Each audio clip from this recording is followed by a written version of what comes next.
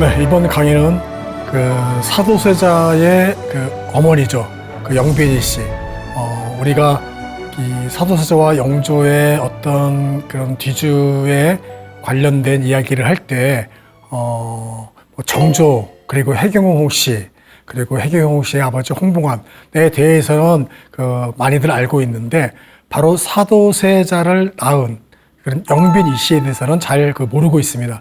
즉, 영조의 후궁이었죠. 그러니까 영조의 후궁이었고 사도세자를 그의 엄마였죠. 그런데 이 영빈이 씨가 또 이런 세자의 죽음과 또 어떻게 또 이 관계지어져 있는지에 대해서 우리가 좀 살펴보면 좀 더 영조와 사도세자의 어떤 이러한 이 왕실에서 벌어진 정말 끔찍한 이런 비극에 대해서 좀 더 다른 시각으로도 또 좀 한편으로 볼 수 있을 것 같습니다.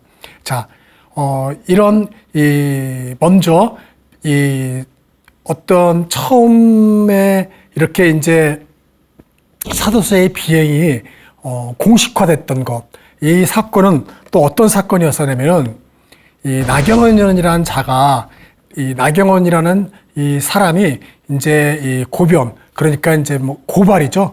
이런 어떤 변란 또는 어떤 중요한 어떤 이러한 일들을 이제 고하게 됐습니다. 바로 그 고변의 내용이 뭐였냐면 환시들이 이 불교한 모의를 한다. 그러니까 불교라는 것은 어떤 궤도를 벗어나는, 도리에 어긋나는, 그러니까 이 반란, 어떤 이 모반, 이러한 것까지도 이제 포함된 이야기죠. 그래서 환시들이, 내시들이 그러한 모의를 한다라고 나경원이 형조에 고변을 하게 됐던 것입니다. 이 모의의 내용은 다른 것들은 아니고, 어떤 세자가 함께 모의를 한다, 이러한 것들이 이제 직접적으로 들어있는 건 아니시지만, 바로 여기서 말하는 환시라는 건 누구냐면, 이 세자의 주변에 있는 환시들, 그러니까 어떤 영조의 이 주변, 그리고 이 세자의 주변에 있던 이러한 이 환시들이 이런 불귀한 모의를 한다는 이야기였습니다. 그러니까 영조의 입장에서는 상당히 정말 놀라울 만한 일이죠. 이거는 왜냐면은 이 영모라는 건 상당히 국가를 전복하는 거기 때문에 가장 최우시에서 이렇게 대응하는 것인데, 바로 영조는 놀랬죠. 그래서 바로 고변이 있자마자 이제는 친국을 명합니다. 그래서 직접 영조가 나경원을 대질하면서 이제 친국을 하게 되는 것이었죠. 그것이 이제 우리가 알고 있는 나경원의 이제 고변 사건인데, 이제 이렇게 이제 고변을 통해서 이야기를 하는데, 나경원이가 또 이제 이렇게 말을 하는 것이죠. 지금 이렇게 형주에 바친 이 고변서는 사실 이거는 아니다. 그 내용은 아니고 진짜 내용은 따로 있다라고 하는 겁니다. 그러면서 이 옷솔기에서, 그러니까 이런 옷 도포에 이렇게 이제 이 옷깃에 이 고변서를 숨겨가지고 온 것이죠. 보통 이 친국장에 들어가면은 죄인들은 이렇게 몸수색을 다 하는데, 그것이 이제 걸리지 않고 어쨌든 임금님 앞에 친국장 앞까지 그걸 갖고 왔던 것이죠. 그리고 이렇게 도포의 면과 면 사이에 고변서를 넣고 이제 꼬맸나 봅니다. 그러니까 옷솔기 안에서 꺼내가지고 그것을 다시 올리면서 실은 이 고변서를 올리고자 그 전에 가짜 내용으로 올렸다라고 했던 것입니다. 그러니까 되게 의아하죠? 왜냐면 이렇게 형조의 고변서를 올려야 내가 이렇게 진짜 고변서를 올릴 수 있기 때문에 이제 그거는 하나의 절차였다라고 하면서 이제 그걸 꺼내서 이제 영조에게 올려지게 됐던 것이었죠. 그렇게 해서 영조에게 올려지니까 영조가 그 고변서를 보고서 이제 아주 놀랬습니다. 왜냐면 그 고변서의 내용에는 세자의 비행들이 쭉 써 있는 거예요. 한 10가지의 내용들이 쫙 써 있던 것을 이제 영조가 그걸 읽게 됐던 것이었습니다. 그러니까 나경원은 주 목적이 이거였었다라고 이야기를 했던 것이었습니다. 자, 그렇게 돼서 이제 그 내용을 쭉 보니까 그 아주 그 처참한 그 내용들이 있었던 것이었죠. 그러면서 영조가 노발대발 하면서 이제 고병수를 다 읽지도 않고 막 그 이야기를 합니다. 그 내용 중에 이제 몇 가지를 들면은, 그 첫 번째 하나로는 바로 후궁 중 빙예라는 그 세자의 그 여인이 있었습니다. 그 빙예는 그 세자의 옷이 중, 그러니까 옷을 준비했다가 입혀주는 그러한 그 이제 후궁이었는데, 또 그 후궁과 또 아이도 낳죠. 그런데 그 후궁이 이제 갑자기 이 세자가 좀 미쳐가지고, 그러니까 이제 뭐 이렇게 의대증이라고도 이야기하는데, 그걸 미쳐가지고 옷 입는 거를 기피하는 증상이라고 합니다. 그러니까 옷을 입혀주다가 갑자기 또 이런 그 미친 증상이 이루어지니까 옷을 다 벗으면서 그 빙예를 때려 죽인 사건, 이러한 것들이 이제 이 고변수에 있었습니다. 그리고 이 세자가 이렇게 이 왕에게 얘기하지도 않고 관서지방에 유람했던 이야기, 또 이렇게 이 한양의 일반 백성들에게 돈을 꿔가지고 썼던 이야기, 또는 외상하라고 갑질하는 이야기, 이런 정말 이 시시콜콜한 것서부터 이 사람을 죽인 것까지 너무나 많은 이러한 것들이 이제 있으니까 영조가 놀라가지고 흥분한 상태로 이제 갔었습니다. 그러면서 또 하는 말이, 이러한 일들이 벌어지고 있었는데, 그리고 중신들과 모두가 다 아는 내용을 나한테 보고하지 않았다라고 하면서, 이제 이 친국장을 아주 그냥 공포의 분위기를 몰아쓰고, 이제 자기가 있는 궁궐로 이제 돌아가게 됩니다. 창덕궁으로 돌아가게 됐던 것이었죠. 이런 것들이 바로 나경원의 고변이었습니다. 그리고 나서 세자는 그 이야기를 듣자마자 가만히 있을 수가 당연히 없겠죠.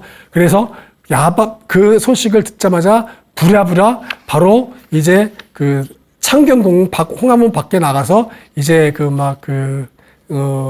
엎드려서 돼지하게 되는 것이죠. 돼지하게 되고, 이제는 나중에는 좀 더 이제 더 심해졌을 때는 이제 창덕궁에 또 이제 금천교에서 또 돼지하게 되고 그러면서 어쩔 줄 몰라 하게 됐습니다. 그러니까 세자가 이제 그렇게 이제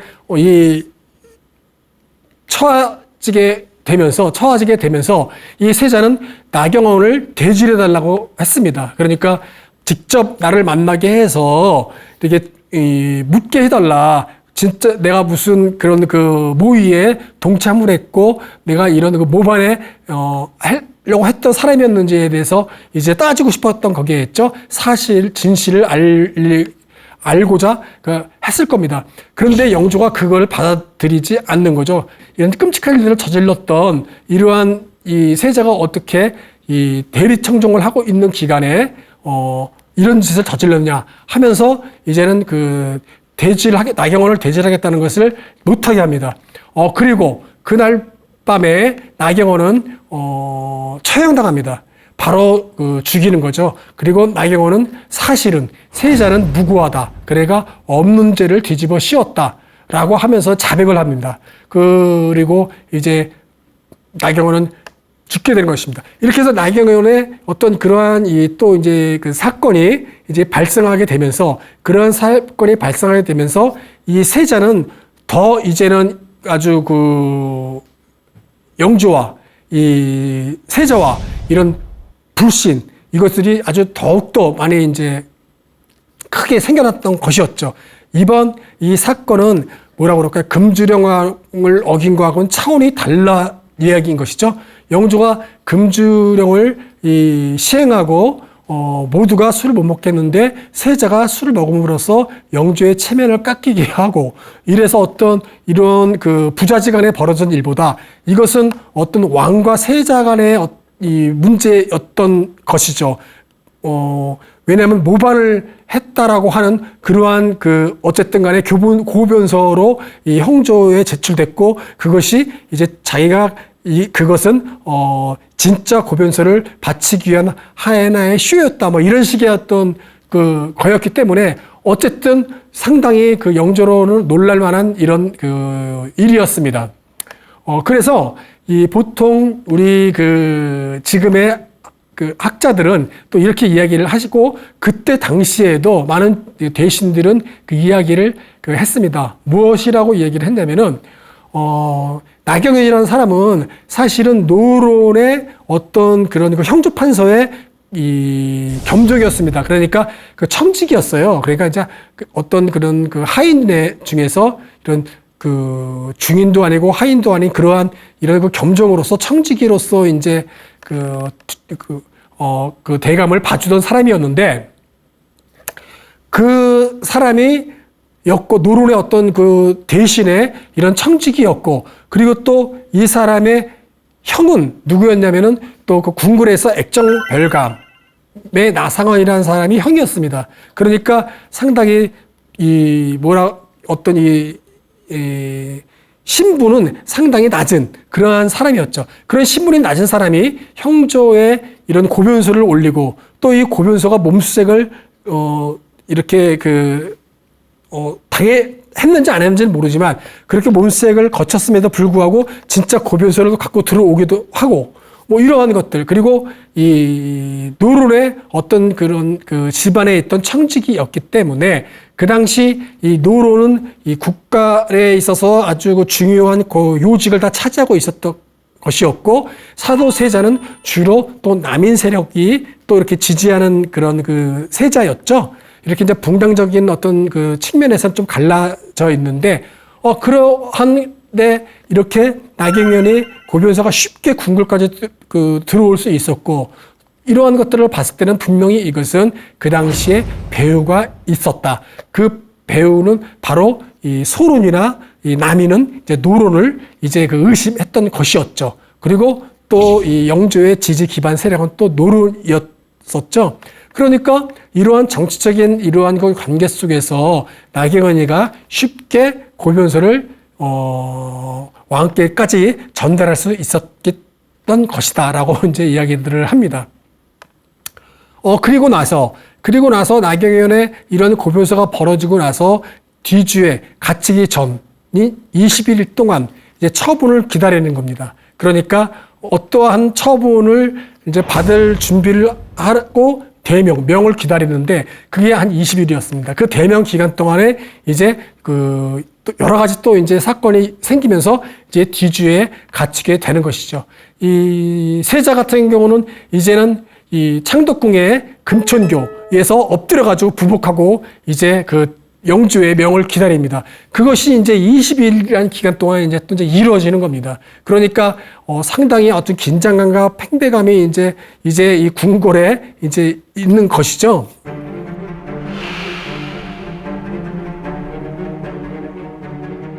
영빈이 씨가 해경궁 홍씨에게 이제 편지를 보냅니다. 편지를 보내는데 어떻게 편지를 보내냐면은 바로 이제는 그러니까 해경 홍씨에게는 남편이죠. 이제 남편을 포기하고 손자를 살립시다. 살립시다. 뭐 이런 편지를 보내게 됩니다. 자, 그것이 아주 또 커다란 영조에게 마음을 뒤바뀌게 하는 이러한 일들이 벌어지게 되는 것이죠. 그 편지를 또 이제 그 편지를 보내기 전에는 또 어떤 일이 또 있었냐면은 영조에게 이제 그 영빈이 씨가 이야기를 하는 겁니다. 즉 옥체를 보호하고 대처분을 하시되 세존 모자는 살려주소서.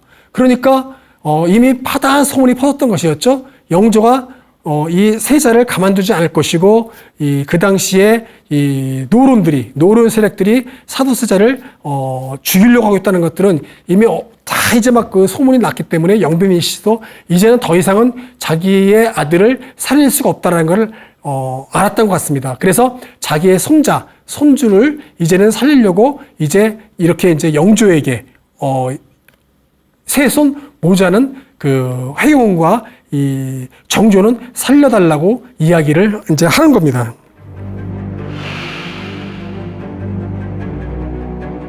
영빈이 씨 맞아. 그러니까 어머니 영빈이 씨가 이렇게 자기의 아들을 포기하면서 대처분, 즉 어떠한 그런 이제 그 모든 처벌을 감수하겠다라는 그러한 것들을 이야기하니까 이제 영주도 결단을 내렸던 것이었죠. 즉, 이렇게 그 세자를 뒤주에 갇히기 전 21일 동안 자기의 해경호 홍 씨도 남편을 포기하고 영빈 이 씨는 이렇게 자기의 그 또 아들을 포기하고 또 그렇게까지 가게 된 것은 바로 또 그 전에 또 이 세자가 이 대명을 하고 기다리는 동안에 이 많은 어떤 이런 이제 이 술을 먹으면서 또 큰 또 사건을 벌이는 것이었죠. 그 사건은 또 하나가 이제 경희궁에 찾아가서 칼로서 영조를 죽이려고 했던 사건입니다. 이러한 사건이 벌어지고 이것이 영빈 이 씨에게 또 귀에 들어가고 이 소문이 삽시간에 퍼지니까 더 이상은 이제는 놔두면 안 되겠다고 이제 영빈 이 씨도 마음을 먹었던 것입니다. 어떤 그 기록에 의하면은 이렇게 협검을 하고 그러니까 칼을 이렇게 갖고서 이렇게 그 방에서 자기도 하고 그리고 또 그 칼을 가지고 이제는 결국은 뒤주에 갇히기 3일 전인가요? 이렇게 칼을 갖고서 경희궁으로 가다가 이제는 다시 이제 돌아갔고요. 그리고 자기의 어머니 영빈이 씨가 세자를 만나러 갔는데 거기서 자기가 또 죽을 뻔했던 일, 막 이러한 것들이 자꾸만 이 21일 동안에 이러한 일들이 막 일어난 것들이 이제 밝혀지고 하게 되니까 영조는 이제 창덕궁에 선원전을 가게 됩니다. 그래서 자기 선왕이었던 자기 아버지였던 이제 숙종을 만나서 앞으로 벌어질 큰 일에 대해서 이제 고하게 됐던 것이었습니다. 그렇게 이제 고하게 되고 나서 창경궁의 문정전, 그러니까 영조의 첫 번째 비였었죠. 정성황후의 혼전입니다. 혼전이라는 건 뭐냐면은 시신을 왕릉에 묻히고 신주를 이제 모시는 사당의 역할을 하는 곳입니다. 그러니까 정성황후의 신의가 있는 집을 혼전이라고 그러고 이제 홀령전이라고 임시적으로 부릅니다. 홀령전에 이제 가는 것이죠. 그러면서 홀령전에 가게 되면서 거기에 있으면서 이제 세자를 오라고 하는 것이죠. 근데 세자가 이제 오지 않았나 봅니다. 그러니까 영조가 재촉하니까 다시 또 이제 이 세자가 오게 됐습니다. 그러면서 이제 거기에서 이 세자가 영조에게 이제 사배를 하고 먼저 홀령전에 참배하고 이 세자가 영조에게 사배를 하고 나니까 바로 영조가 이제는 그 자리에서 이런 말을 하는 것이죠. 정성황후가 나한테 말하기를, 그러니까 혼전에 있는 신의가 나한테 말하기를, 이 국가의 커다란 어떤 변란이 한 호흡에 달렸다. 그러니까 한순간에 달렸다. 이런 뜻이죠. 그러면서 그것은 바로 세자, 바로 너 때문이다. 라고 이제 영조가 얘기를 하는 겁니다. 그러니까 이 뜻밖의 깜짝 놀랄 만한 일을 했던 것입니다. 그러니까 상당히 뭐라고 그럴까요? 이 국가를 상당히 변란스러운, 즉 옥체를 회하려는, 옥체를 훼손하려는 이러한 아주 그런 일이 벌어질지도 모른다. 이런 것을 정성호가 알려주었다라고 하는 겁니다.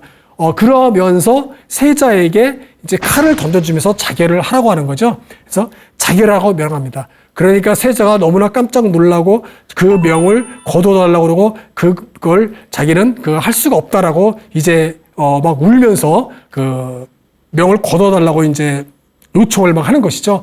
그 말에 놀랐던 세자와 같이 있었던 이 동궁의 신하들, 그리고 세손, 정조 막 다들 엎드려가지고 그 명을 거둬달라고 이야기를 바로 홀령전 앞에서 지금의 문정전이죠. 창경궁 문정전 뜰에서 벌어지고 있는 겁니다. 자, 그렇게 일들이 벌어지고 막 있는데 이 영조가 계속해서 그 명을 집행하라고 계속 재촉하는 것이죠. 그러다 갑자기 또 그 명을 말고 다른 명을 내리는 겁니다. 즉, 이 실록에는 어떻게 나와 있냐면은 그 세자를 깊이 가두어라. 라고 나와 있습니다. 그러니까, 이 뒤주가 미리 아마 준비가 되어 있었나 보죠. 그래서 세자를 뒤주에 넣어라라는 것을 저렇게 이제 표현을 했던 것이었죠. 그래서 바로 이제 사도세자가 그 뒤주에 들어가게 되는 것이죠. 그리고 뒤주에 넣고 이제 그 문짝에다가 이렇게 이제 그 못을 박아가지고 이 끔찍한 일이 벌어지는 그러한 일들이 생겼던 것입니다. 그 상태에서 8일을 이렇게 이제 있었던 것입니다. 그러니까 그 당시가 윤 5월입니다. 그러니까 상당히 그 더운 여름이었고 그 여름에 그 상당히 더운 여름에 그 뒤주에 들어가 있었으니 폭염 그리고 이 배고파서 아사 그리고 이 좁은 몸이 들어가 있어서 구겨져 있었고 그러니까 그러고서 8일 동안 있었던 것이었죠. 뭐 이렇게 막 그 안에서 그 울부짖음 막 이러한 것들도 있었다고 합니다. 그렇게 끔찍한 일이었습니다. 그러니까 조선 역사 500년 동안 있어서 그 어떤 그 부왕이 자기의 아들 세자를 이렇게 죽이는데 이런 그 약 8일간을 스스로 그 안에서 죽게끔 놔뒀던 일이 벌어졌던 것이었습니다.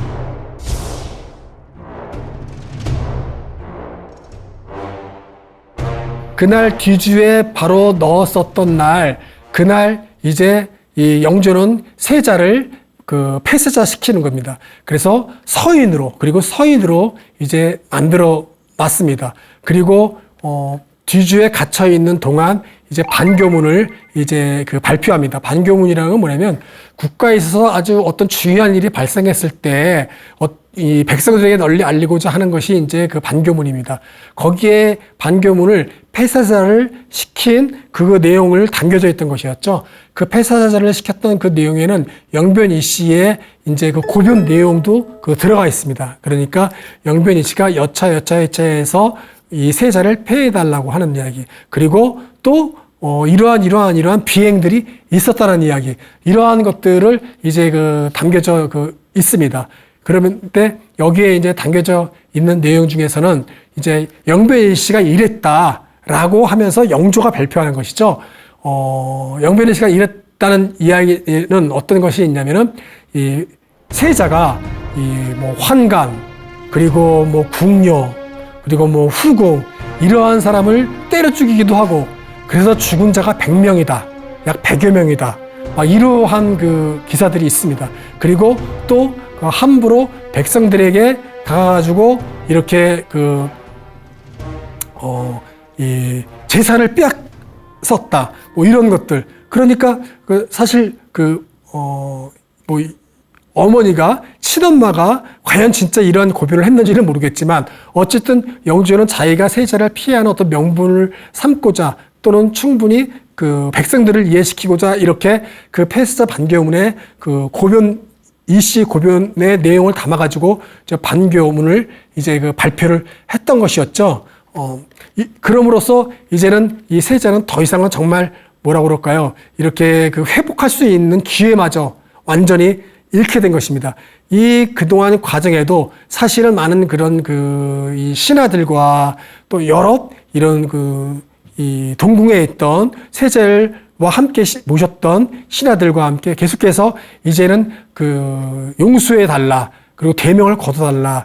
빨리 이제 뭐 이렇게 이제 이 뒤주에서 이제 빼달라. 이러한 것을 가지고 요청을 했지만은 영조는 듣지 않았었습니다. 그리고 끝까지 갈 때까지 갔던 것이었죠. 자, 이렇게 세자가 이제 뒤주에서 죽음이 이제 확인된 당일, 그날 사도라는 또 이제 시호를 내립니다. 그러니까 이 세자를 이제 살릴 생각은 정말 없었던 것이었죠. 미리 준비됐던 호인지는 모르지만 어쨌든 죽음 당일날 바로 사도라는 시호를 내려서 우리가 익히 알고 있는 사도세자라고 이제 부르게 됐던 것이었습니다. 자, 사도라고 할 때 그 사는 바로 이제 그 생각한다. 그리고 도는 슬퍼한다. 뭐 이런 것이죠. 즉 영조가 자기의 세자를 생각하면서 슬퍼한다라는 뜻을 가진 시호를 내렸던 겁니다. 바로 죽음 당일 바로 이 시호를 내리게 됐던 것이었고 그의 그 부인이었던 해경궁에도 해변이라는 시호를 그때 이제 내려주게 됩니다. 이렇게 그 당일날인데 그 시호를 내려서 우리가 저 뜻만 갖고서 영조가 상당히 슬퍼한다라는 것으로만 이렇게 이제 또 이해가 되지만 또 다른 한편으로는 그렇게 끔찍하게 죽였으면서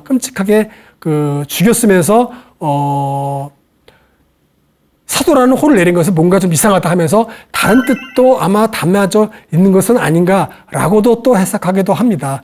왜냐하면 저 사자와 도자에는 이런 생각한다, 슬퍼한다라는 뜻 이외에도 여러 많은 뜻들이 있다고 해요. 뭐 이렇게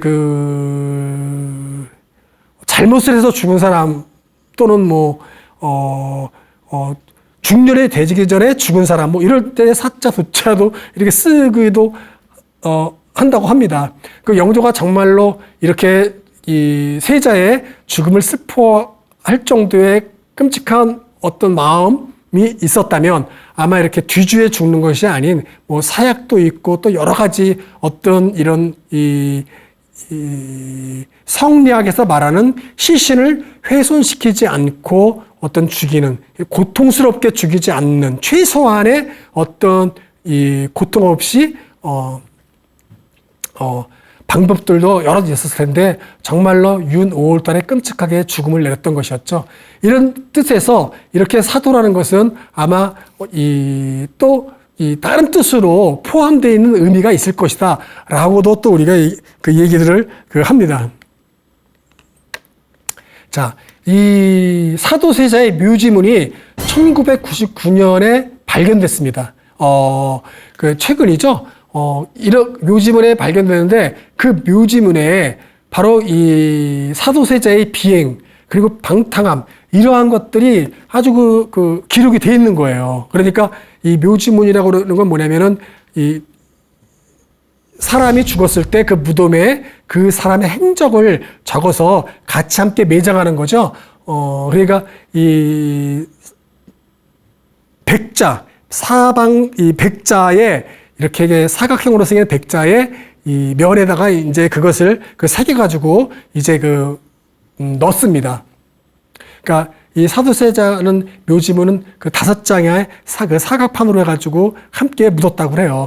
이것이 이제 1999년에 이제 발표를 했던 것이었죠. 발견은 1968년에 이제 발견이 됐고 이 발표는 1999년에 국립중앙박물관에 소장되어 있던 것을 이제 발표를 합니다. 그 같은 묘지문에 어떻게 쓰여 있냐면은 이 첫 부분에는 이렇게 세자의 어떤 어렸을 때 이야기죠. 뭐 총명했고 그리고 어떤 영특했고 이러한 것들이 전반부가 이제 써 있지만은 중반부에 가면은 이 세자의 방탕함과 비행들이 이제 쫙 기록되어 있습니다. 영변 이 씨가 고변했던 그런 내용들, 뭐 사람을 갖다가 이렇게 막 술 먹고 정신이 이상이 되면 막 함부로 죽였다.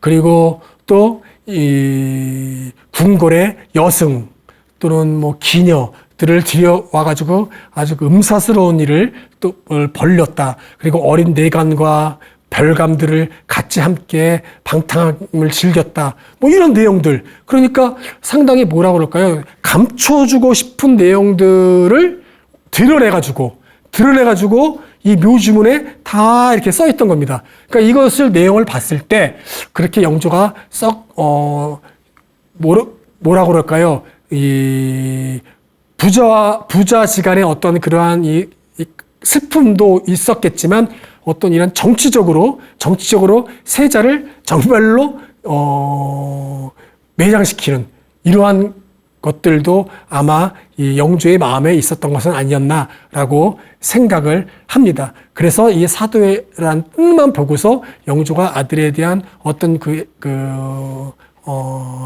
애장이 끊는 그런 마음만 있지는 않았을 것이다 라고도 또 이야기합니다. 자, 이 묘지문이 어디에 있었냐면은 이 1968년에 어디죠? 서울시립대 윗부분인가요? 그쪽에 병원이 있었는데 그게 이제 이전하면서 거기를 하면서 이 묘지문이 발견된 거예요. 그러니까 거기에 또 전 기록에 보면은 바로 세자의 묘가, 그러니까 영조가 이 처음 묘를 이 수은묘라고 합니다. 수은이라는 호를 둬서 수은묘를 바로 그 지역에 조성을 했었습니다. 근데 정조 때에 세자를 이제 지금에 있는 화성에 있는 윤건릉, 자기가 들어갈 묘와 그리고 자기 아버지와 함께 육릉에 거기에 조성을 했던 것이었죠. 그러면서 이 묘지문을 파손하지 않고 그 땅 속에 그대로 묻어놨다고 해요. 그래서 이 묘지문이 그 당시에 이장을 하고 묘지문은 거기에 그대로 묻어놨는데 1968년에 그것이 이제 발견됐던 것이었죠. 그리고 나서 그것을 이제 국립중앙박물관에 가져가서 이제 그쪽에서 이제 수정을 했다가 나중에서야 이제 이것을 이제 발표했던 것입니다. 그러니까 묘지문에 봤을 때는 바로 이렇게 이 영조와 사도세자의 간에 있어서 정말 죽음으로써 이것이 해결돼서 그나마 이런 사도라는 호라도 받지 않았었나 이렇게 또 우리가 또 볼 수가 있습니다.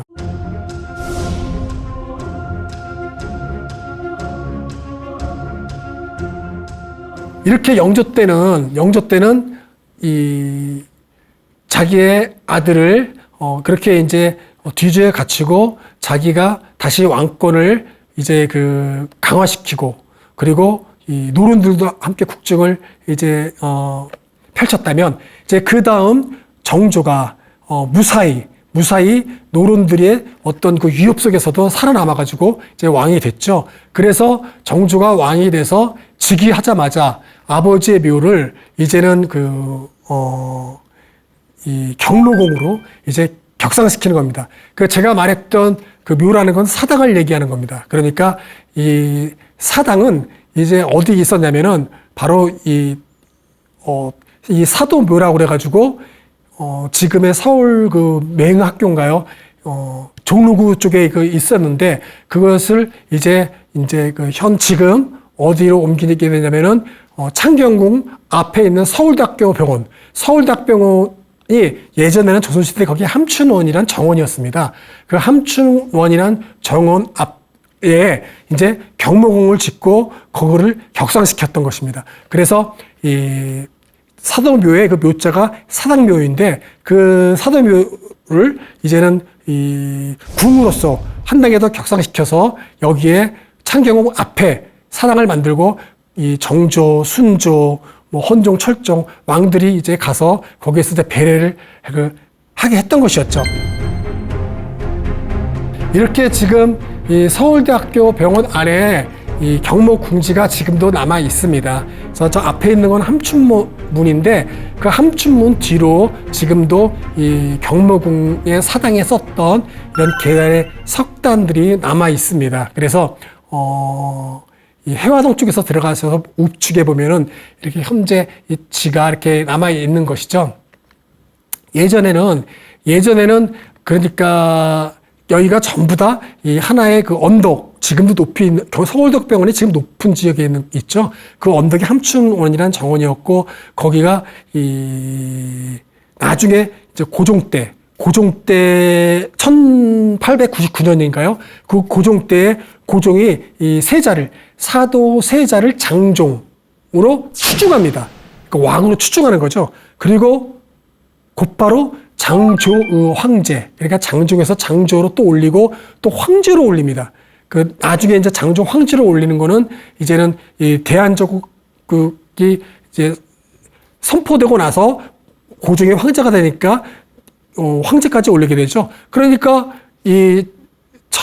처음에 장종 대왕으로 추승하게 되니까 이 왕후의 신분이 됐으니까 이 경모궁에 있던 신의를 빼서 종묘로 옮깁니다. 그러니까 그 뒤부터 여기는 이제는 어떤 그 경모궁의 궁궐 사당의 역할을 하지 못하게 했던 것이었죠. 그러한 상태로 계속 있다가 여기에 이제는 나중에 이런 뭐 이 재중원도 이제 있게 되고 또 대한의원이란 병원도 이제 그 있게 되고 이제 그러다가 일제 강점기 때 여기에 이제 그 조선총독부 의원이 또 들어오게 되는 겁니다. 그러니까 조선총독부 의원이 들어오게 되고 그러다가 경성제국대학이 세워지게 되고 경성제국대학 부속병원이 이 자리에 있게 되는 것입니다. 그리고 경성제국대학병원이 해방 이후에 바로 우리가 너무나 잘 알고 있는 서울대학교 병원이 됐던 것이었죠. 그래서 여기에는 지금은 서울대학교 병원과 연구소가 들어오게 됐던 것이고요. 그리고 경모궁지는 아주 자그만하게 바로 이 사당에 있었던 바로 그 지역 터만 이렇게 남아 지금 현재 있게 됐습니다. 이거는 경모궁 도설입니다. 그러니까 아까 경모궁지라고 그래가지고 함춘문 있고 그 땅만 약간 있는데 그 지금의 서울대학병원 있는 바로 경모궁지에 이렇게 많은 정각들과 이 장종대왕으로 어떤 그런 로서의 나중에 이제 추승은 됐지만 그 전에 이 정조가 자기 아버지 사도세자를 얼마나 생각했으면 이 사당의 규모도 저렇게 아주 크게 해서 지었습니다. 그 도솔이 지금 남아 있는 거죠. 자, 이 영조는 또 한 가지 특이했던 건 뭐냐면은 보통 후궁이 죽으면 이 영조가 직접 가지 않습니다. 후궁이니까요. 그런데 영조는 영빈 이씨가 발이 나는 날 직접 그 자리에 나아갔습니다. 그러니까 칠림을 한 것이죠. 그러니까 신하들이 지금까지 그 상내에 왕께서 직접 가가지고 이 칠림한 적이 없다. 이 후궁에 어떻게 이 국왕에 갈 수가 있느냐 하면서 못 가게 합니다. 하지만 영조는 법을 고쳐라 하면서 법을 고쳐서라도 자기는 가겠다 하면서 직접 갔던 것이죠. 그리고 후궁의 제일로서의 예로, 그러니까 최고의 예로서 장례를 치러줍니다. 그러니까 영조는 영빈 이씨를 상당히 총애했고 또 국가를 다시 종사를 지켜준 거에 대한 어떤 은혜 이런 것으로서 영빈 이씨를 생각했던 것 같습니다. 이 영빈 이씨는 31살인가요? 그때 이제 영주의 승은이라고 그러죠. 승은을 얻게 되는 겁니다. 이제 그럼으로써 영빈이 상당히 영주의 청애를 받았고 또 이 후궁으로서 일남 육녀를 얻게 됩니다. 그러니까 상당히 사랑을 많이 받았죠. 그 일남 육녀 중에서 사도세자가 5번째인가 6번째고 다 이제 딸이었던 거죠. 이렇게 많은 자녀를 두기도 했었습니다. 바로 이러한 영빈 이씨가 이제는 그동안에 많은 이 고통, 아픔 이런 것들 겪었던 것이었죠. 바로 이 한중록에 남아있는 글인데 고변을 한 후에 가슴을 치며 혼절했던 기록, 그리고 식음을 끊고 눈물을 흘리며 누워만 있었다. 그리고 내가 참 못한 일을 했으니 내 무덤에는 풀도 나지 않을 것이다. 내가 그 행동을 했던 것이 과연 나를 보존해야 된 것인지, 그 행동을 하지 않았어도 나라가 보존되지 않았을까 후회하는 것, 그리고 혼주만 오면 더욱더 부르짖고 울고 슬퍼했다. 이런 것들이 한중록의 기록에 남아 있습니다. 이러니 그리고 나서 사도세자가 사당에 사도묘에 묻히고 사도묘에 신의가 가게 되고 그리고